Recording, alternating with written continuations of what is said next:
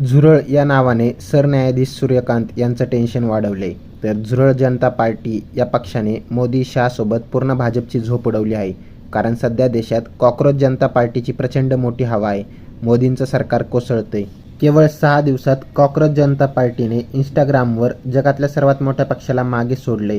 भाजपच्या दुप्पट 20 million followers मिळवले. झुरळ जनता पार्टीचा जाहीरनामा बघा. सरन्यायाधीशांना निवृत्तीनंतर राज्यसभा किंवा कोणतेही राजकीय बक्षीस मिळणार नाही. वैध मत डिलीट झाल्यास मुख्य निवडणूक आयुक्तांवर कारवाई होईल. महिलांना 50% आरक्षण. अंबानी अदानी यांचे सर्व न्यूज चॅनल्स बंद. फक्त निपक्ष न्यूज चॅनल्स चालू ठेवले जातील. पक्ष बदलणाऱ्या कोणत्याही आमदार खासदाराला 20 वर्ष निवडणूक लढवता येणार नाही. कॉक्रोच जनता पार्टीने कमळ खाल्लं. रविराज साबळे काय म्हणाले बघा.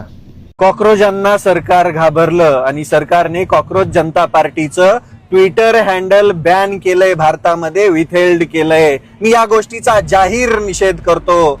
भारताचे चीफ जस्टिस ऑफ इंडिया देशातील तरुणांना, बेरोजगार तरुणांना झुरळ म्हणतात, कॉक्रोच म्हणतात. तरुण खडबडून जागा होतो आणि या सगळ्या व्यवस्थेच्या विरोधामध्ये सोशल मीडियावरती आंदोलन पुकारतो आणि स्वतःची पार्टी काढतो, कॉक्रोच जनता पार्टी. ती एवढी मोठी होती की देशामधील सगळ्यात मोठं संघटन तयार होतं युवकांचं.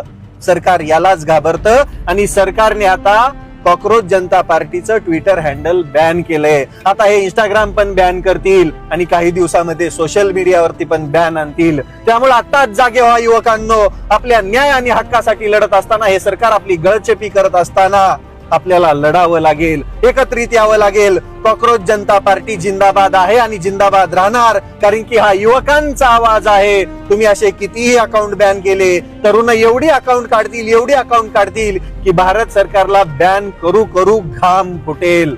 आमची कॉक्रोच जनता पार्टी देशातील सर्वात मोठी पार्टी बनणार. त्यामुळे असले आवाज दाबण्याचे चाळे करू नका.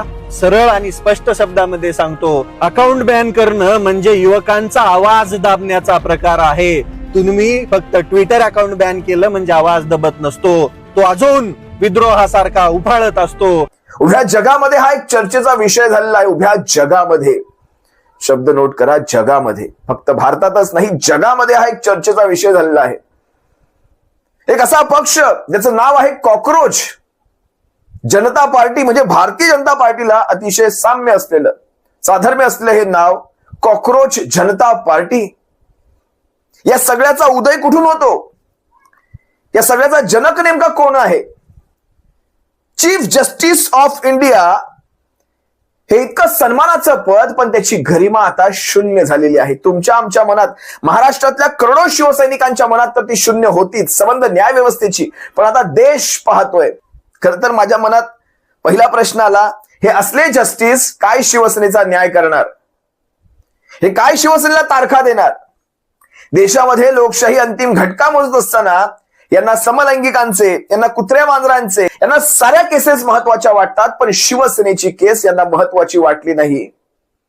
जर आज शिवसेनेच्या केसवर वेळेत न्याय झाला नाही, आज जवळपास 4थं वर्ष चालू झालं, जर वेळेवर न्याय झाला नाही तर देशाची लोकशाही संपल्यात जमा आहे.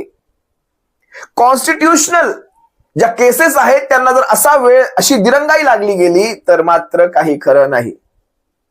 विचार करा, ज्या मराठी मुलाने, मला अभिमान वाटतो, महाराष्ट्र कायम देशाला दिशा देतो. महाराष्ट्राने आजवर देशाला दिशाच दिलेली आहे. ज्यावेळेस देशामध्ये देशाची लोकशाही संकटात असताना एक मराठी तरुण उठतो, पत्रकारितेचं शिक्षण घेत असलेला मराठी तरुण उठतो, अभिषेक डिपके नावाचा हा मराठी तरुण एक मुवमेंट चालू करतो, एक चळवळ चालू करतो. त्याच्या मागण्या काय असतात माहिती? काय सोप्या मागण्या आहेत त्याच्या? सगळ्यात पहिली मागणी, ज्या न्याय व्यवस्थेने प्रश्न केला आणि ज्या न्याय व्यवस्थेने झुरळ म्हणून हिरवलं, त्या न्याय व्यवस्थेला सांगतायत, एकही जज भविष्यात राज्यसभेचा खासदार होणार नाही. आमची कॉक्रोच जनता पार्टी हे तुम्हाला आश्वस्त करते, एकही जज कारण ही असते पुढची पायरी या जजेसची. राज्यसभेचा खासदार व्हायचं, पद भूषवायची. त्यामुळे मग एखाद्या पक्षाचा, विशिष्ट पक्षाचा फायदा होईल असे निर्णय घेत राहायचे. पाहिलेत तुम्ही उदाहरणं, अनेक उदाहरणं पाहिलेत तुम्ही, नावं घेत नाही मी इथे. यांची दुसरी मागणी काय होती? जर कोणी पक्ष फोडला, कोणी पक्षातून फुटलं, त्याला 20 वर्ष निवडणूक लढवण्यास बंदी. 20 वर्ष. जर मतदान याद्यातून तुम्ही नावं डिलीट केलीत आणि नंतर तुम्ही म्हणालात नाही आमची चूक होती, या सगळ्यावर बंदी घालायची आणि कडक शिक्षेचं प्रावधान ठेवू आपण याच्यावर. कारण त्याने उदाहरण दिली, अरविंद केजरीवालांचं, ममता बॅनर्जींचं, MK स्टॅलिन यांचं उदाहरण दिलं आणि म्हणाले, अभिषेक डिपके म्हणाले, ही माणसं त्यांच्या मतदारसंघातल्या डिलीट झालेल्या मतदानामुळे ही माणसं पडली, जाणीवपूर्वक पाडली. मी तुम्हाला अभिषेक डिपकेंचा, मराठी आहेत, त्यांचा मराठीतला मला वाटतं हा एकमेव इंटरव्ह्यू झालेला आहे, हा एक व्हिडिओ दाखवतो, जरा बारीक ऐका काय म्हणतायत. त्यांना रिटायरमेंट नंतर काही ना काही सरकारकडून एखाद्या कमिटीचा चेअरमन बनवला जातो किंवा राज्यसभेत पाठवलं जातं. तर याच्यानी काय अपेक्षा सेट होत आहेत जजेसच्या, की मला रिटायरमेंट नंतर काहीतरी भेटेल, त्यामुळे मी सरकारसोबत गुड टर्म्सवर असलो पाहिजे. आता जजेसचं काम काय, कॉन्स्टिट्यूशन नुसार चालणं, कॉन्स्टिट्यूशनशी अलाइन होऊन चालणं, की सरकारसोबत अलाइन होऊन चालणं. दुसरं आहे आमचं इलेक्शन कमिशनवर. मागच्या काही इलेक्शनमध्ये बंगालमध्ये ममता बॅनर्जीच्या कॉन्स्टिट्युएन्सीमध्ये 50,000 वोट डिलीट झाल्या, त्या काही 15,000 वोटांनी हरल्या. तामिळनाडूमध्ये 1,00,000 वोट डिलीट झाले, MK स्टॅलिन 50,000 वोटांनी हरले.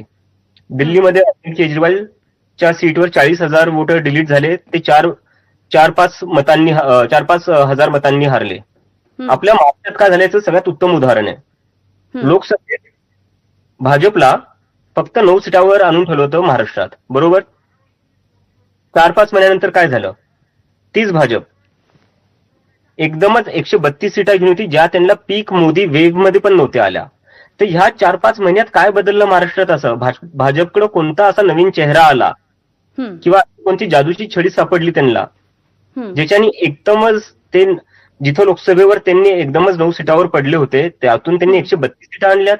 आणि ते पण कोणता मोठा स्ट्रॉंग अलायन्स पार्टनर नसताना. एका टाइमला शिवसेना होती तेव्हा त्यांच्यासोबत, ती शिवसेना असताना त्यांच्या एवढ्या सीटा आल्या नव्हत्या. तर आता कसं काय येत आहेत हे समजून घ्यावं लागेल आपल्याला. आणि जर मी एका टाइमला असं गृहीत धरू की जे वोट डिलीट होत आहेत त्याचा भाजपला काही फायदा होत नाही, असं मी गृहीत धरतो. आणि असं मी हेही गृहीत धरतो की इलेक्शन कमिशन खूपच न्यूट्रल राहून खूपच इमानदारीने आपलं काम करतंय. पण मी त्या पॅटर्नचं काय करू मग, की जिथं जिथं वोट डिलीट होत आहे. अभिषेक डिपकेंनी जे सांगितलं ते विचार करायला लावणार आहे. 134 जागांवर जाणारा भारतीय जनता पक्ष त्यापूर्वीच झालेल्या लोकसभांमध्ये फक्त 9 लोकसभांमध्ये जिंकतो आणि त्यानंतर झालेल्या महाराष्ट्राच्या विधानसभांमध्ये 134 जागा जिंकून सगळ्यात मोठा पक्ष होतोय. कसं काय होतं? आम्ही याच गोष्टी म्हणत असतो. भारतातला तरुण या सगळ्यावर विचार करतो, हे ऐकून बरं वाटलं, फार बरं वाटलं. ते समजा 1 कोटींपैकी पकडून चला तुम्ही, 1 कोटींपैकी अगदी 10 लाख जरी रस्त्यावर उतरले ना, 10 लाख एका वेळेस, 10 लाखांचा तो आकडा जग पाहिल आणि आम्ही सुद्धा त्याच्यामध्ये लाखांच्या नव्हे तर करोडोंच्या संख्येने उतरू. आम्ही स्वतः सुद्धा. कॉक्रोच जनता पार्टी हा काही विनोद नाही, ही मस्करी नाहीये, हा मजाक नाही, हा कुणीही उठलंय आणि एखादा पक्ष असं नाहीये. हे फार वेगळं वळण घेतंय भारताचं राजकारण.